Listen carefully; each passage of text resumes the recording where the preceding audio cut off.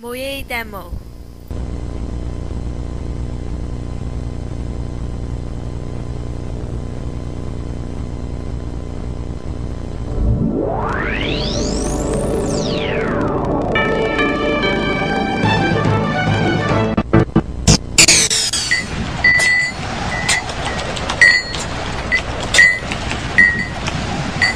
Jean Manning is a journalist who stumbled into a strange world when she started asking questions about alternative energy sources and heard the story of an early 20th century inventor named Nikola Tesla. Tesla is almost a cult hero and an overlooked genius, and he has so many inventions that are at the basis of technologies that we have today. She went to a conference on Tesla and had a close encounter with a mysterious scientific researcher who became her deep throat, her Mr. X. He sent me a file of materials about the Bernard Eastlund patent. About a month ago, the U.S. Patent Office granted a patent to a Houston-based scientist, Dr. Bernard Eastlund, for an invention which Dr. Eastlund says could be used to change the weather. Dr. Eastlund says the invention could also be used to disrupt communications all over the world and might be used to destroy or deflect a missile attack. The Eastlund patents had the ring of the mad scientist aspect of Tesla. Tesla talked about this Tesla shield around the planet and talked about particle beam weaponry, something called a death ray. Death ray? Jean wasn't sure where all this was leading until Mr. X called again. And he said, the maniacs are actually going to do it up in Alaska. Mr. X's maniacs were in the U.S. Pentagon, and he was convinced they were conspiring to build Bernard Eastlund's Sky Zapper under the guise of a nice little research project deep in the Alaskan bush called Haarp.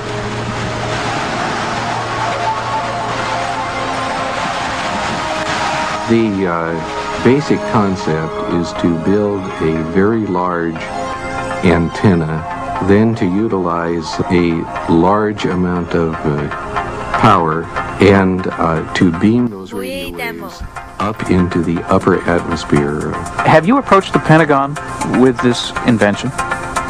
Yes, and what I'm not at liberty to tell you is the details of what that interaction has been. The word spread through the Alaskan bush, and soon a band of suspicious Alaskans set out to warn people about what they saw as the U.S. military's secret agenda.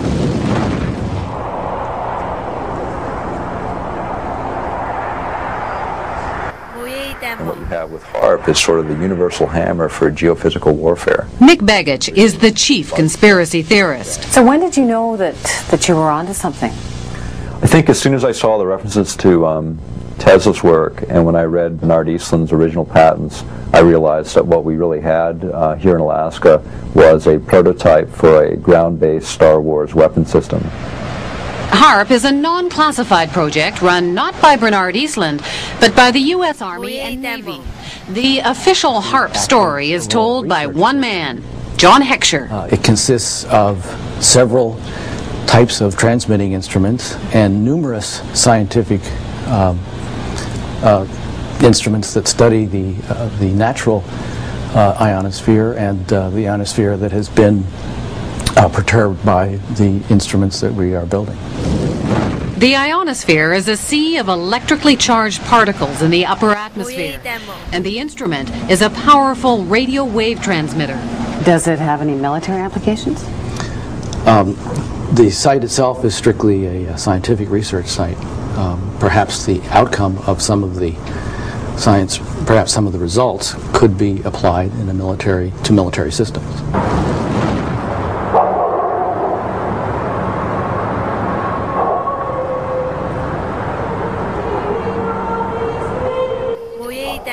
Just a little physics project?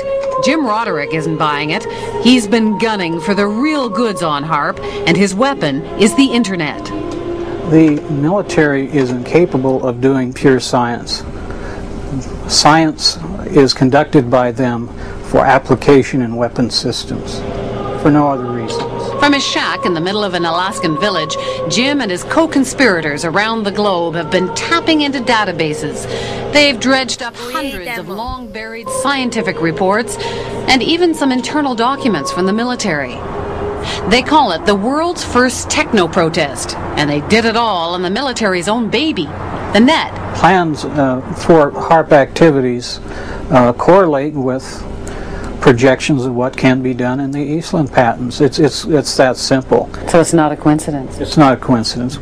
Well, I hate to disagree with you, but it's not his patent that we're building. Superficially, yes.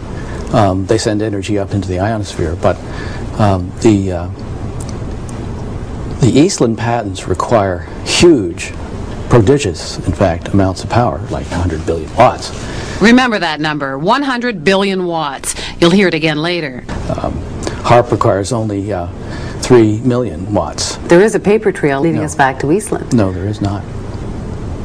There is no paper trail that I'm aware of that's leading back to Eastland. Eastland used to be an employee of the company which is building Haarp, but that's pure coincidence. Is it also a coincidence that the tiny company that owned Eastland's patents was later swallowed up by an enormous military intelligence firm called E-Systems? 2.1 billion in annual sales, 1.8 billion of that, with a B, was to military intelligence groups, CIA, NSA, and others. And of that, 800 million were black projects, so secret that even the United States Congress didn't know what they were. E-Systems was then swallowed up by Raytheon Corporation. It too specializes in super secret contracts with the Pentagon. Why would Raytheon be so excited about this? Well, it's a ground-based Star Wars weapon prototype. For them, it represents potentially billions and billions of dollars. So how would you describe this world of E-Systems and Raytheon? Dark.